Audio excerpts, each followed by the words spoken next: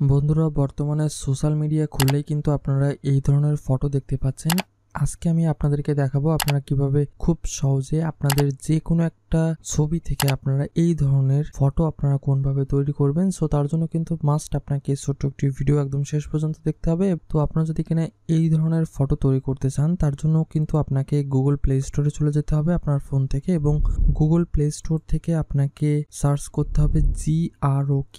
এই ধরনের টাইপ করে আপনারা সার্চ দিলে ঠিক এমন একটা অ্যাপ্লিকেশন দেখতে পাবেন। আপনাদেরকে এই অ্যাপটিকে ডাউনলোড করতে হবে, এবং এই অ্যাপটি ডাউনলোড কমপ্লিট হওয়ার পরে আপনাদেরকে এই অ্যাপটি এখান থেকে ওপেন করতে হবে, এবং ওপেন করার সময় আপনাদেরকে অবশ্যই একটি জিমেল আইডি অথবা টুইটার বা যেটা বর্তমানে এক্স বলে, আপনারা ইমেল, টুইটার বা জিমেল দিয়েও কিন্তু আপনারা এখানে সাইন আপ করতে পারবেন। তো আমরা এখানে মাঝে যেটা আছে কন্টিনিউ উইথ গুগল, আমরা এটাতে ট্যাপ দিচ্ছি এবং এই জায়গা থেকে আমাদের জিমেলটাকে দিয়ে আমরা এখানে কন্টিনিউ করছি, এবং কন্টিনিউ করার পরে এখানে পারমিশনটা দিয়ে দিচ্ছি। আমরা এখানে একটা প্লাস অপশন দেখতে পাচ্ছি একদম নিচে, আমরা এই প্লাস সেকশনে ট্যাপ দিব।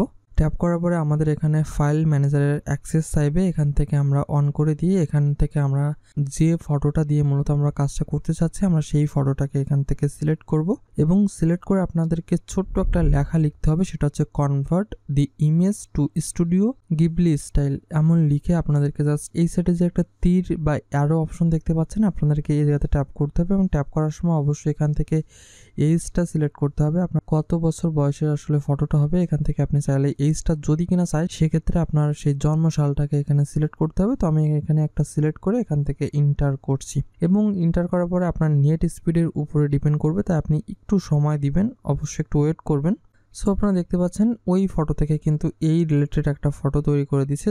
যদি কিনা কোনো রকম মিল না পান সেক্ষেত্রে আপনি নিচে যে একটা রিলোড অপশন দেখতে পাচ্ছেন, যেমনটা আপনারা দেখতে পাচ্ছেন যে আমার ফটো এক ধরনের বাট তৈরি করে দিছে একদম অন্য ধরনের।